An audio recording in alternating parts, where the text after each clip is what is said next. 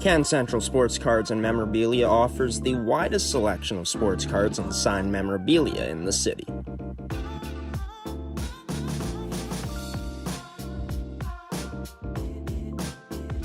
For dedicated casual and new collectors, Can Central Sports Cards and Memorabilia has everything a collector could ask for.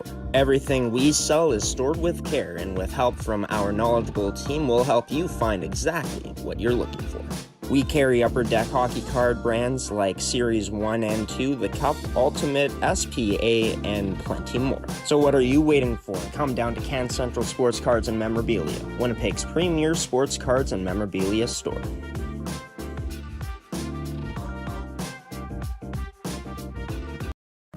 Mid-Canada Fasteners and Tools has been the place to shop for your industrial needs for over 20 years. Carrying the tools you need to get the job done from the brands you can trust, Mid-Canada Fasteners and Tools has you covered.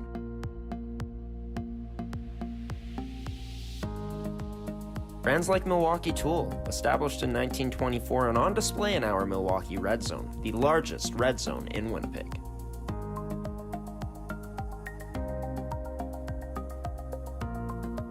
With construction workers and tradespeople in mind, Mid-Canada Fasteners and Tools is your one-stop shop for all your industrial needs. So come on down to our Winnipeg store location today, located on 1557 King Edward Street in Winnipeg, Manitoba.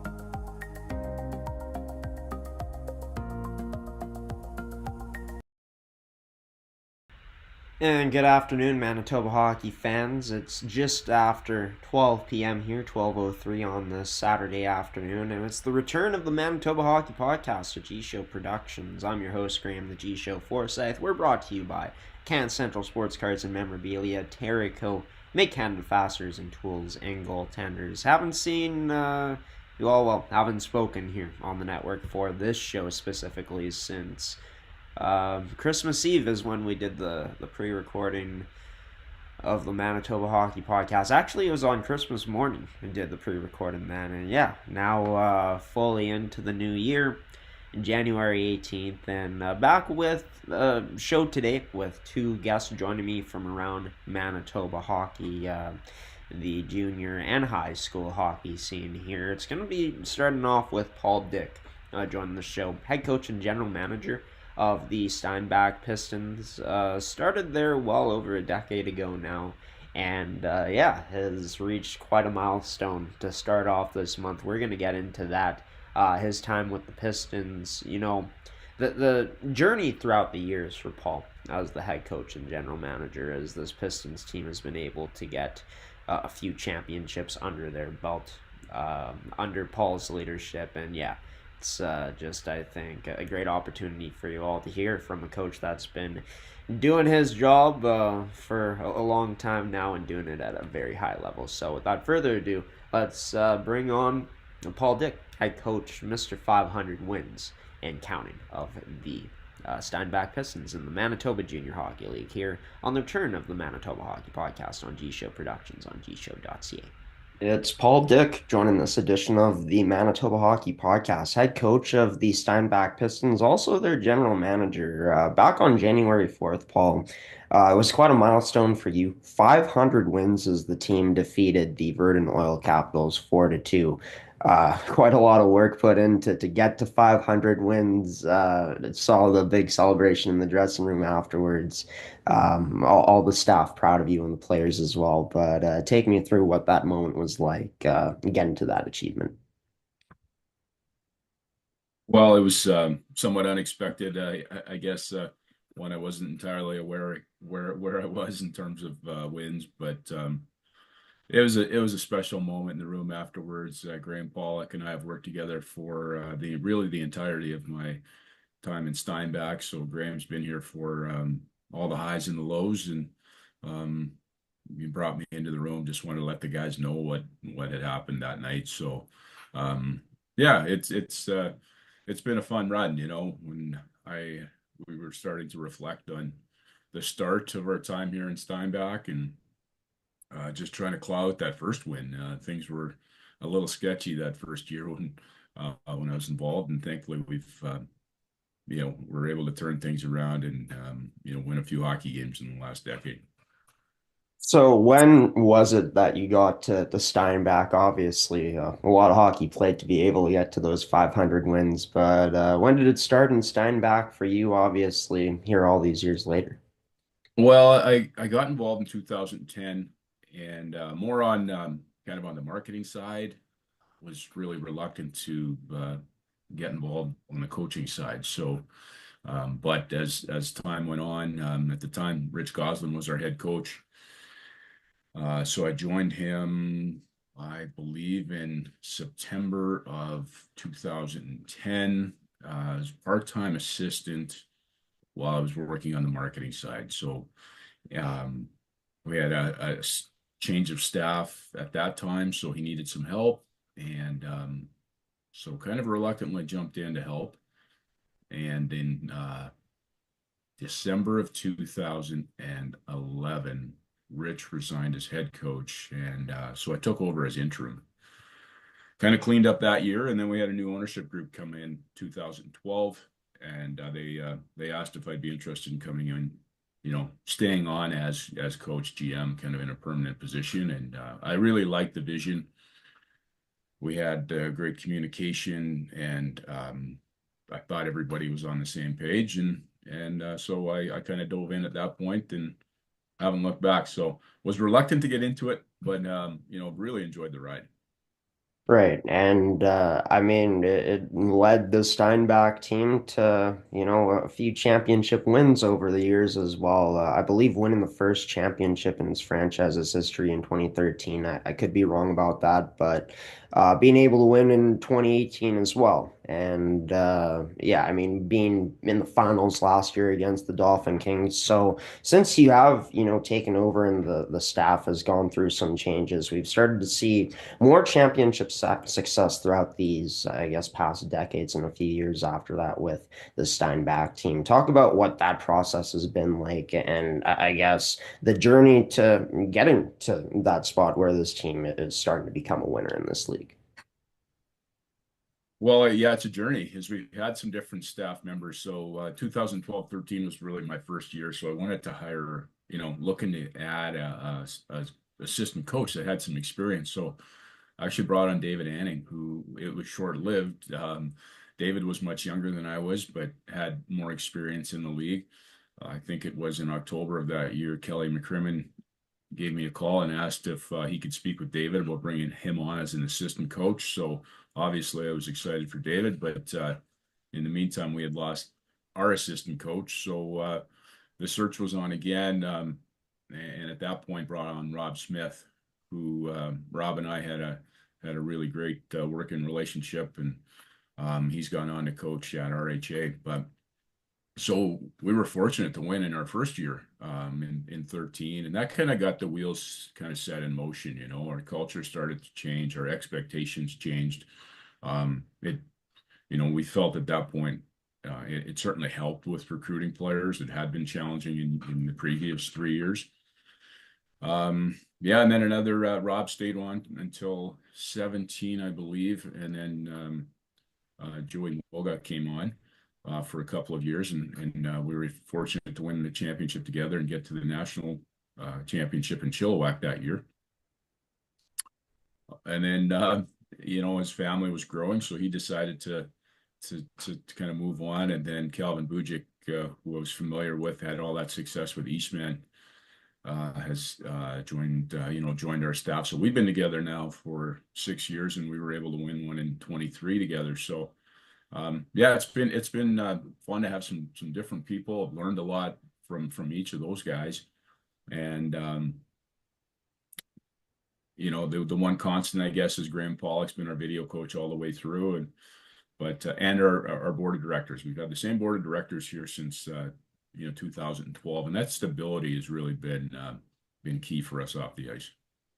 Yeah, for sure. Anytime you're able to have any sort of stability like that, right, and seeing the success that this team has had throughout the past decade and a bit, I mean, it's definitely one of the big parts that goes into that. But as yourself as a coach, like you said, a bit reluctant to get into the role back, a decade ago and a few years after that. But In terms of your coaching style and what you've learned about yourself as a coach, coaching with many different faces throughout the years, how would you describe Paul Dyck as a head coach for this Steinbach Pistons squad?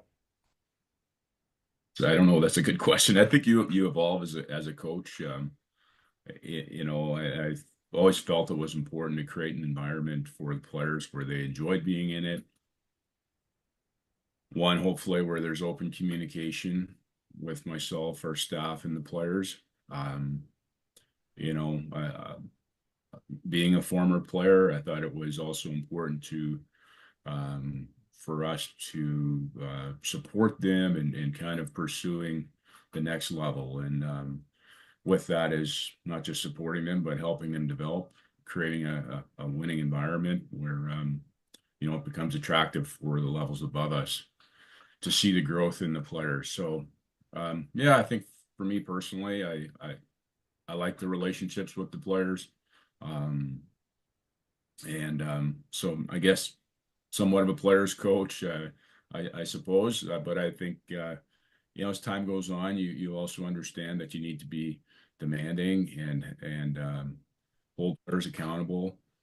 Um, at the end of the day, it's probably more of a respect that you need than a likability always from your players. But so you're always growing. And I looked at Scotty Bowman. I don't think I'm going to be in the game as long as him, but at 85, he's still learning and adapting to the new player, whatever era that was. And for him, that was 5 or 6 decades of change. Yeah, no, for sure, and that's why Scotty Bowman, one of the all-time greats, right, or considered as an all-time great at his coaching spot, just because, yeah, like you said, I mean, the game it changes continuously throughout the time here, and the coaches who stick around seem to be those ones who are able to adjust the best. You spoke about, player advancements. I think you brought that up. One player that is going to be moving on to play some WHL hockey is a forward of this team on Jackson Kostiak. Getting the news, obviously, probably a bit disappointing for this team, knowing you'll lose such a good player for the time being. But how proud is the staff, this team of Jackson, and being able to get this accomplishment? Well, yeah, absolutely. There's always, Jackson's a big part of our team. So when you lose a player like that, it's kind of comes with mixed emotions. To be honest, and honestly, we feel like, like I said, he was playing big minutes for us, but he's an 18-year-old, and I understand the guys. Their aspirations are to advance and play, college hockey. He wants to be a Division I player and hopefully play beyond that. So those are the types of players we want to attract, and so you can't be disappointed when you lose them. So, but yeah, so that was a decision that he had been pondering for some time. We'd had discussions already in November about that possibility, so it wasn't in a total surprise. I think he felt for himself. He's proven himself, which he has at this level, and we certainly wish him all the best. In PA, but there's always had some conversations with him just prior to his first game and hearing he was a little nervous and hopefully being able to settle him down a little bit. But that's what it's about. It's a combination of player development, trying to win some hockey games. We feel we can, kind of combine the two of them. Yeah, and it makes this league so intriguing every single season, putting that into perspective, given that players can go off to the WHL, which is pretty great coming from this league. But for the Steinbach Pistons last season, making it all the way to the finals and losing to the Winkler Flyers, you two were once again top two of the East Division, tied with 56 points each. So far, the Steinbach team has been pretty darn consistent throughout this season. How would you, I guess, describe the year that has been so far after this team is looking to regroup, get revenge from last year's finals loss against the Winkler Flyers? Well, every year, there's a new group of people here as well. So for roughly half of our team, they don't understand maybe what took place last year, or they weren't involved, so they don't have that same emotion and maybe don't feel they need to exact revenge. But I think anytime you make it to the finals, the returning players, there's a hunger, a better understanding of what it takes to one, to get that far, and two, to get back. It's very, very difficult. We've been fortunate. We've been there the last 3 years, and two of them we didn't get the result, but that's sport, and it takes a tremendous commitment from all of our players, and when I say all of them, we require all of them to really get that far. Depth is an important piece, but just getting buy-in from every single one of the guys. So this year's journey, every journey is a little different. Every leadership group that takes the team that distance has its own style as well. So our leaders are all returning players, but they all have their own identity and leading styles as well. So they're trying to figure that out as well and grow as the year goes on. But so for this year, yeah, we've had some moments where we look like we can be a contender, just like some of the other top teams. We've had moments where a little adversity is set in. We're currently in a spot where goals have been tougher to come by. So just got to find ways to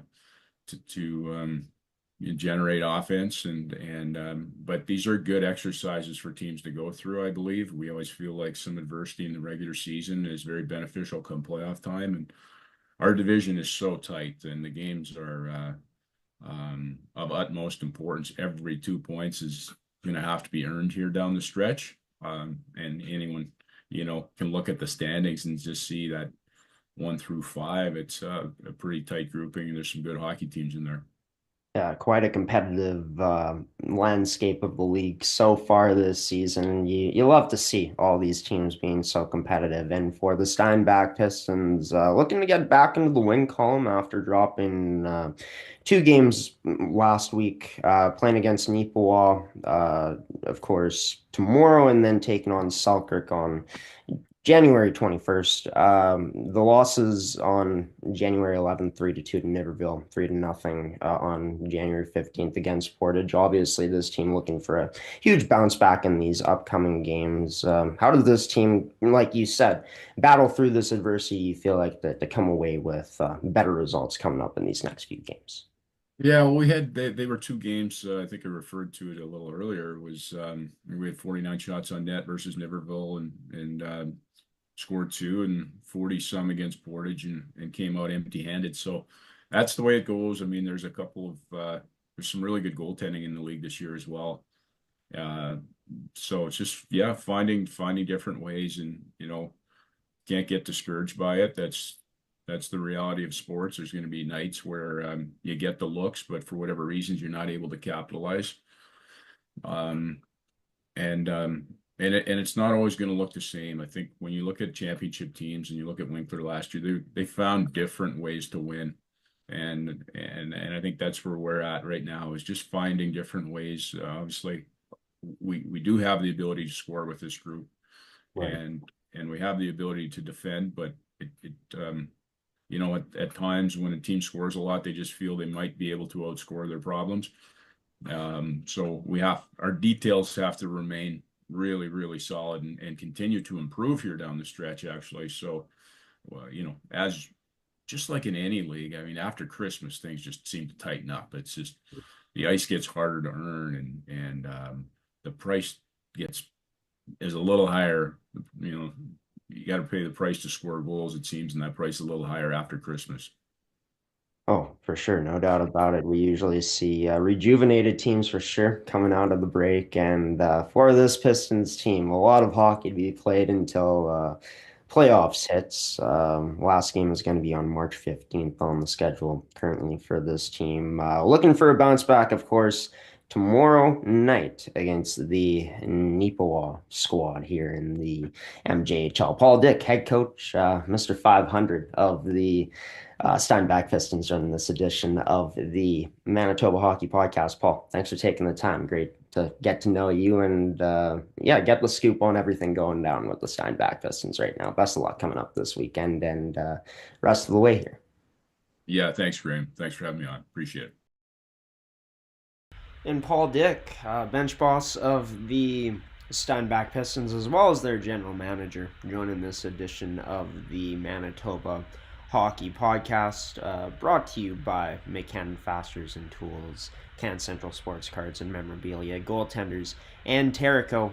As for the Steinbach Pistons, where they sit right now in the MJHL standings, the second of top two teams that are both tied with each other for first place overall in total standings. The East Division in the MJHL has been the stronger out of the two, as we can see there by the point totals. All top three teams in the league in overall standings are at the top of that division, as you can see. Steinbach tied with Winkler, and then Portage a point behind those two clubs. As for the Steinbach Pistons, they're going to be back in action coming up here tonight against the Neepawa Titans. Puck drops at 7 p.m. at the High Life Center. We're going to throw it to a commercial break here, and then I'll be back to sit down with a head coach from the Winnipeg High School Hockey League, River East Kodiaks head coach, in Ryan Gruener, as he joins the show to talk about how this season's been going, the journey he's had along his time with the River East Kodiaks, as he started back there in 2015 as the program's head coach. We talk about the journey and much more here on this edition of the Manitoba Hockey Podcast, coming up with head coach of the River East Kodiaks, Ryan Gruener, coming up next. McCann Fasteners and Tools has been the place to shop for your industrial needs for over 20 years.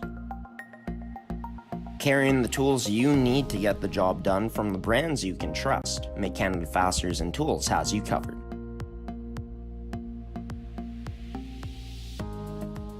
Brands like Milwaukee Tool, established in 1924 and on display in our Milwaukee Red Zone, the largest red zone in Winnipeg.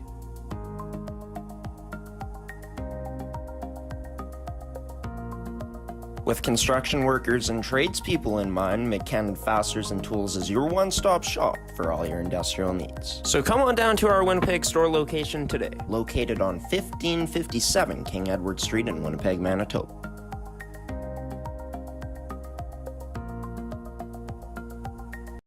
It's Ryan Gruener joining this edition of the Manitoba Hockey Podcast. Ryan is the head coach of the River East Kodiaks, who currently among some of the top teams in the Platinum Promotions Division, which is the top division in the Winnipeg High School Hockey League. Ryan, thanks for taking the time to join the show. Team looking pretty good so far this year. What's it been like in it's about your 10th or 9th season here with this team, since you told me you started back in 2015. What's the experience been like here almost a decade or a decade later? It's been great. I've always coached AAA, AA, junior, and then decided to coach high school, and it's been probably one of the best moves I've made in my coaching career. I just enjoy the kids, but the time right after school, no weekends really, unless you're in tournaments. It's the time restrictions with being on the team and having a family has been really a good fit for me. Yeah, and I know it's a huge, thing that people talk about who love this league and have chosen to play in this league is exactly that, having the weekends off for the most parts, unless, like you said, there's tournaments. And I mean, you've had experience, like you said, of coaching at multiple different levels. In terms of the play style, the skill level, how have you seen that kind of evolve as this league has appealed to more and more kids as time has gone along? I feel as the years I've kept coaching in this league have gone by, I feel the skill level and the talent level in this league has increased every year. I think it gets better and better in the Platinum Promotions Division all the time. We get better and better players who are interested to come play for us and in the league in general. And I think the skill level in Platinum Promotion is very, very high. Must make it a lot of fun too, right? Year in and year out, knowing that the top division, not just the other divisions like the Winnipeg Free Press division, the Price division, continue to get better as a competitor, as I'm sure the competitive coach you are. How fun has that challenge been? It's great, like I said, and to watch the whole league evolve, like you said, with the other divisions growing just in size and just growing in competition as well. And I play a big attribute is at the beginning of the year we have a competition committee, and that decides kind of who's going to be in what level and what division, and it's worked out very very well for us. And I feel all our divisions are very very competitive divisions. You know, you had told me before we started that you've been coaching since 2015. This River East team at this point has been one of the top teams in this very competitive Platinum Promotions division. I'm not sure of the history of how this team has done since you've taken over, but what's the journey been like? Let the viewers know the history of your time Yeah, with so River East. we've when I started off, we were an average team probably. I would say most years we're competitive, like I would say a middle of the pack team. The one year that we were really really strong, we were near at the top was the year we got shut down by COVID, unfortunately. So we were a top two team that year, and we were headed to the provincials. And the night of the provincials, that's when everything got shut down, unfortunately. So this opportunity this year with this group of guys has been really exciting because we knew since last year that we had a lot of returning players and that we'd be a very strong team. And it's come to fruition that we certainly are a very competitive hockey team, and it's a lot very enjoyable to coach these guys because they're all very high achievers and work very hard and have a lot of skill level and just great student athletes to coach. Yeah, a team that's tied for the most goals for, I mean, one of the top teams, I guess, in most goals for since Springfield at the top there with 81. But this is a team also that's been in the box quite a bit this season. A team that obviously plays with a bit of an edge. How has that been, I guess, going through and managing that as the season goes Oh, along? for sure. Why And kill? that's one of the things we've talked a lot about is making sure we're cutting down on the penalty minutes, and we have done that. We've improved a lot in that area because it's tough to play and be successful, and then you have to kill off penalties for half a game, right? So we said that was certainly one of our big focuses is certainly cutting down on penalties, and we've been doing a very good job of that lately for sure. So that's attributed to some of our success as well. Yeah, and a team that in their last three games in play, two games played so far in the new year, going back to December 19th, this team has now won three games in a row.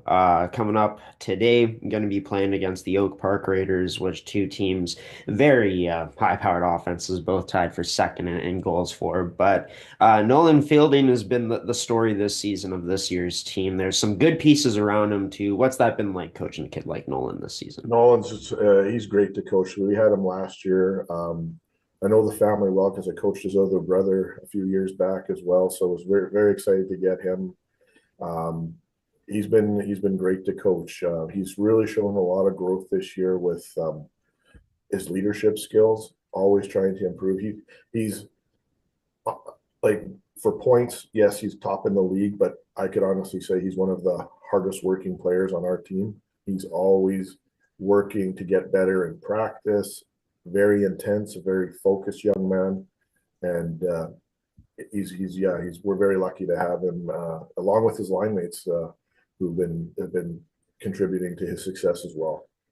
And that's a special mix, isn't it? When you're able to have not only a kid, like you said, top of the league in points right now, the leader at 50, but someone who works so hard. When that's your best player, it kind of, I feel like, makes it easier for all the other players to try to want to work as hard as a player is skilled as him. That's also, showing that he wants to be that hardest working player on the ice. Have you felt that throughout this room this season as this For team? sure.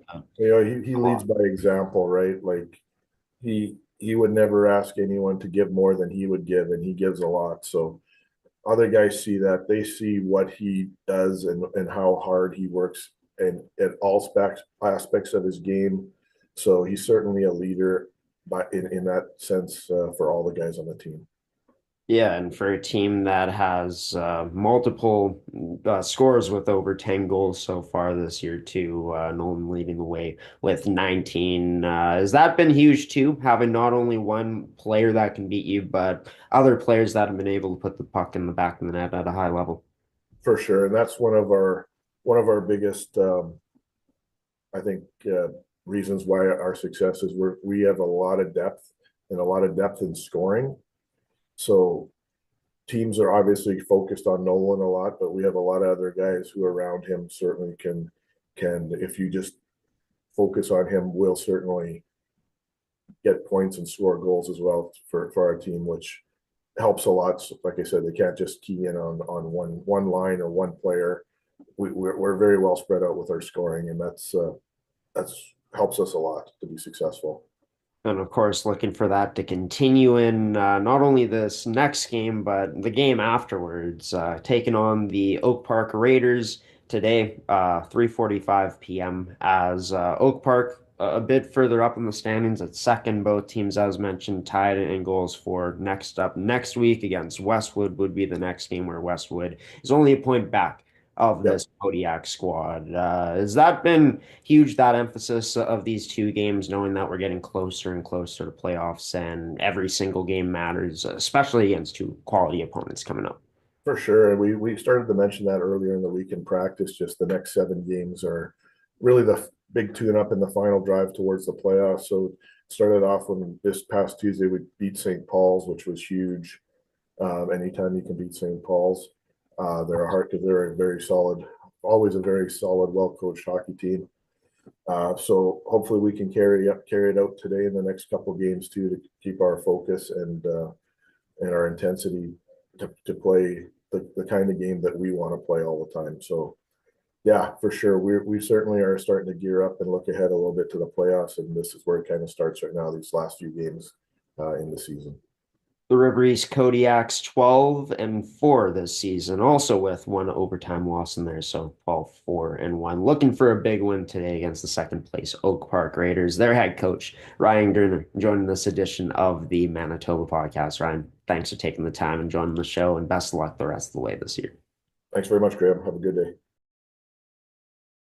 And Ryan Gruener, head coach of the River East Kodiaks, joining this edition of the Manitoba Hockey Podcast, brought to you by McKenna Fasteners and Tools, Terrico Goaltenders, and Ken Central Sports Cards and Memorabilia. As for Ryan's River East Kodiaks, just taking a look at how they fared yesterday. We take a look at the scores from around the Winnipeg High School Hockey League. Ended up, just trying to see here. Not too sure if I can find it here, but nonetheless, I mean, his team, one of the top teams in the Winnipeg High School Hockey League's Platinum Promotion divisions right now, as they were behind the Oak Park Raiders headed into their upcoming game. We're going to throw it to some highlights of a game that we broadcasted last Saturday here on the network to show you other stuff we do on the network outside of just podcasting. We live stream games in the Manitoba Female U18 AAA Hockey League and the Manitoba Major Junior Hockey League, and this one comes from the MFHL, where the Winnipeg Ice and Eastman Selects faced off against each other in what was a classic here on the network. We'll be back after that to talk about news, stats from around the amateur hockey scene here from around Manitoba, coming up on the Manitoba Hockey Podcast on gshow Productions on gshow.ca. Stick around. MFHL Game Day on your home for MFHL Hockey on gshow Productions on gshow.ca. It's number 1 versus number 3 going head-to-head against each other today. The third-ranked Winnipeg Ice taking on the number 1 seed right now in the MFHL in the Eastman Selects. I'm your host for this pregame show, Graham the G-Show Forsyth. Going off for a change, it was Nicholas who dumped it. As this stretched all the way up, connects with Isabella Carrier. Carrier just decides to send it in and off the boards to Callie Remillard, who's denied there by Bailey Grunwald. But the Ice able to survive for the time being. This puck held in. Blake Hawes. Has it blocked up there by Wozdesensky. Trying to dangle through, but Normando, a huge defensive stick there to take it away. Kate Cairns, full-time member of this Ice squad this season, in on the draw against Callie Remillard, loses this. This is back to Lexi Remillard. The Twins out there on the ice together. Turned over through the middle of the ice, trying to pounce, but they can't quite. Huge recovery by the Selects. Almost some danger there from the Eastman Selects team, but as has been the case all season long, always recovering so well. Chloe Nicholas tried to dangle her way past, but denied by the good stick of an Eastman defender. To Leah Texiera. Texiera sends this in deep. Abby Dixon drops this back for Vaderigo. Tries to cut up the middle. Another turnover off the shoulder. Huge save there from number 1 and Labossiere. The Ice have been forcing some uncharacteristic mistakes in the select zone from this Eastman squad so far with their good pressure.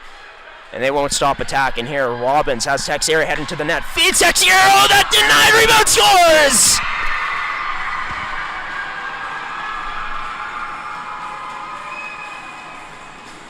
In their own end. Finally chip this puck out. Delaney Rigo gets it right back, chips it in again. How's a girl heading to the net with her? That shot turned aside by Grunwald. Gabby Robbins. That pass couldn't connect with her at the blue line. Eastman able to get this out. A 2-on-1 developing potentially. Hepner has Scott Cook with her. Hepner feeds it over to Scott Cook, but high of the net she goes. Not a great one there as it went into the skates of Scott Cook. This played up the right wall, and now Kate Cairns gets this to Talia Jones. Huge back check there by Scott Cook. Takes out Talia Jones as the Selects have this back in their own end. Up the boards and up to Kennedy Carrier. Feeds a pass through to Heidinger. Has Scott Cook with her. Over to Scott Cook this time. Over the net again. Scott Cook now onto the stick of Sophia Heidinger. She looks to work up the other way. Flips it up. Heidinger chases down this puck. Cuts to the middle. What a move by Heidinger. That shot. The rebound, scores! What magic from number 16 to set up? What's a rebound put in for number 13 and Kennedy Carey? This ends up down low though. So now onto the stick of Gabby Robbins. Played up to Texiera. Quickly across to number 19 Delkley. Back to Texiera. Texiera. Shot, scores!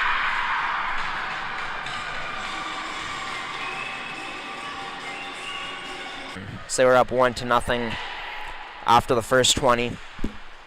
We're approaching the final minute of play here soon as the Selects look to get this back in. Chipping and going as Vaderigo. Her shot, scores!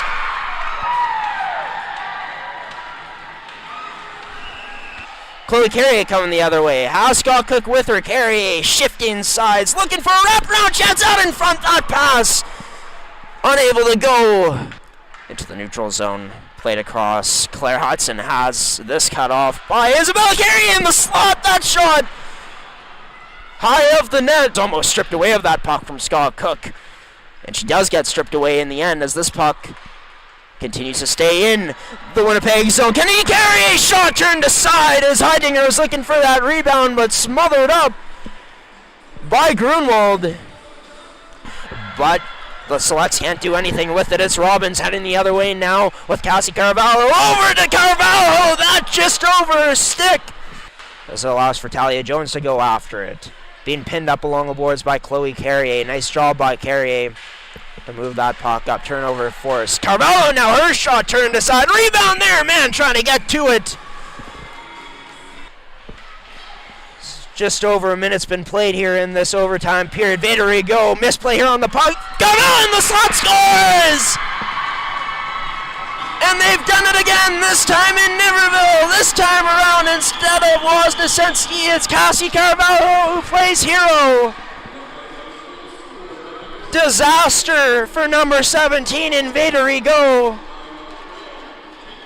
as she ends up getting beat cleanly in that corner.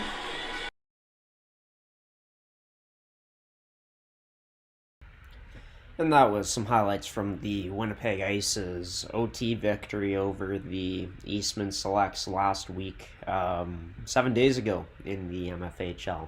And yeah, another great matchup between those two teams. Wouldn't be surprised to see them meeting up with each other in the playoffs, which will be starting up next month in the MFHL. But as for this show here, we're not quite done yet. We're going to run you through some of the latest stats and standings, scores, upcoming games from around leagues around Manitoba. So we'll start off with the Manitoba Junior Hockey League. We showed you the standings earlier on. Last time we looked at these, it seemed similar, right? Like the two Winnipeg teams down at the bottom in the East Division, Swan Valley remaining in last place in the West.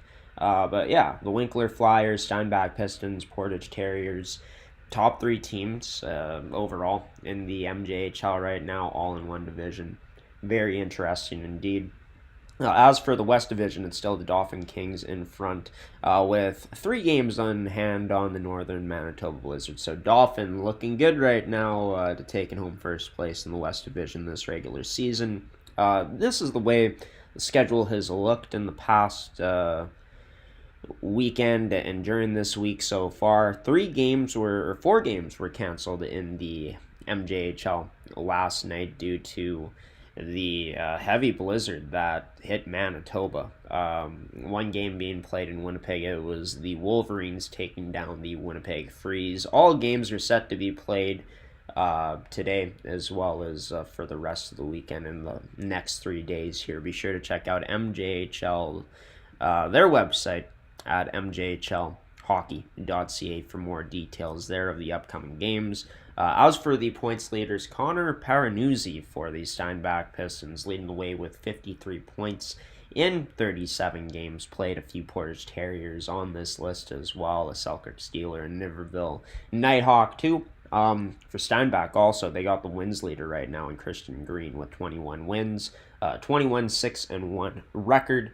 Liam Ernst though, really impressive with a .937 save percentage, the best out of the top 5 here. As for the Manitoba AAA U18 Hockey League, the Brandon Wheat Kings still on top.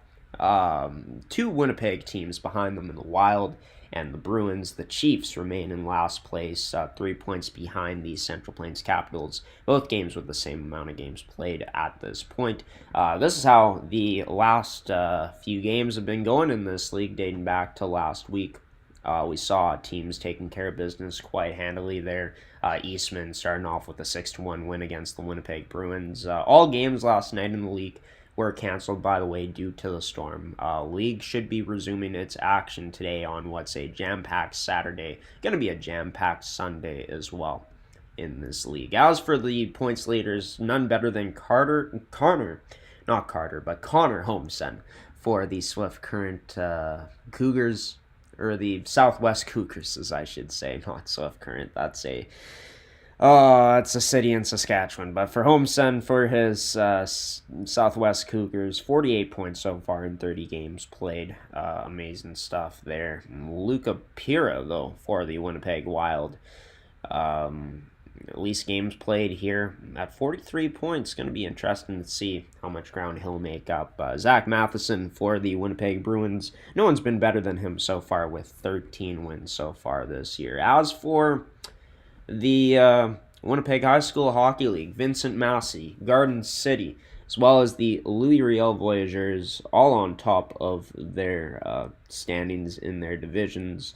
I'm not sure if games were canceled in the Winnipeg High School Hockey League last night, or yesterday, as I should say. I know some games that were supposed to be played, like Oak Park against River East, weren't.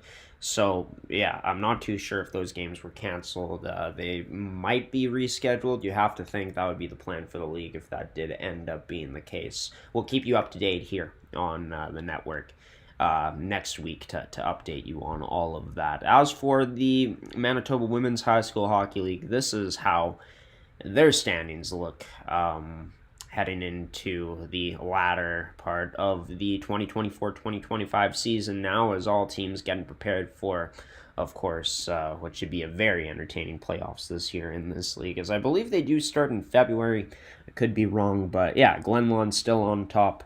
They got quite a nice cushion right now in terms of them and the teams below them. A few games in hand on the St. Mary's Flames, where they're 5 points up on them. The Sanford Sabres, only 1 loss on the season for them. The best record overall out of any team right now throughout the Manitoba Women's High School Hockey League. And for Dakota, they still remain the top dogs in Division 3 with a 14-3 record right now. Quite a nice point separation for them as well. 8 points up on Murdoch McKay for first place. Be sure to check out their website at mwhshl.ca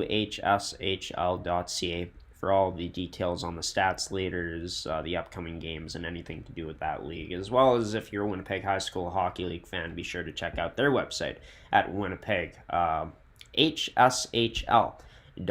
As for the Manitoba Bisons, the U of M men's hockey program, they ended up getting a win, actually, recently, last week, at home against Trinity Western, the Spartans.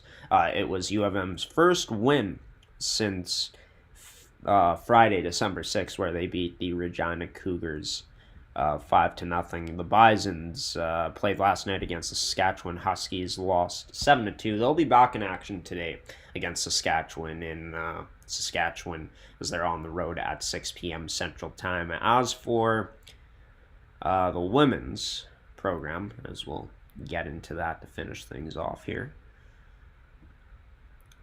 In their past games, let's pull it up.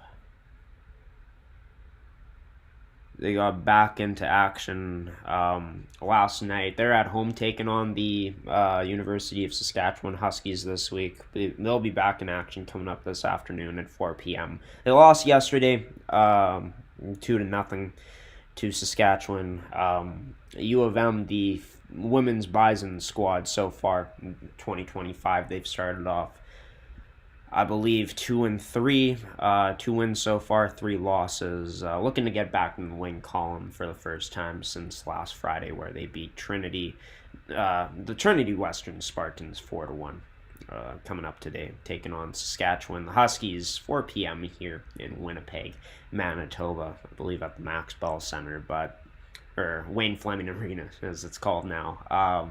Yeah, that's all the news for today from around Manitoba hockey in the amateur hockey scene. We'll be back with more guests and more news coming up next week on Saturday morning, everybody, as we had to bump this show up a bit. I was dealing with one heck of a cold this past weekend, so yeah, had to make some time for the MMJHL and MFHL podcast, which aired earlier today before this one came out. If you enjoyed this edition of the Manitoba Hockey Podcast, we got more great content coming up for you. Not just more interviews and more news from around the league, but we're looking at incorporating some highlights, some new stats graphics that help tell our story better here on the Manitoba Hockey Podcast. As I'm just realizing, I went to the wrong screen as well. I went to the MFHL podcast screen. Man, gotta hate when technical difficulties get in the way of things. But yeah, we're hoping to get better next week coming up.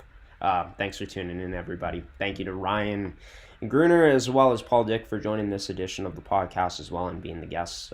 Guest list will be released next week on our social media throughout probably midweek to confirm the guests for next week's edition of the Manitoba Hockey Podcast for episode 16, which will also be brought to you by our sponsors who sponsored today's edition of the show in Can Central Sports Cards and Memorabilia, Terrico Goaltenders, and McKenna Fasteners and Tools. Thank you to them for continuing to support the coverage of Manitoba hockey here on your home for Manitoba hockey on G Show Productions. I've been your host, Graham, the G Show Forsyth. Thanks for tuning in to this one, folks. We'll see you in about 7 days from now, everybody. Until then, have a wonderful rest of your weekend. Stay safe out there. Stay safe on the road specifically. And enjoy all the great hockey that's still to come your way. Take care, everybody. Have a good one. So long.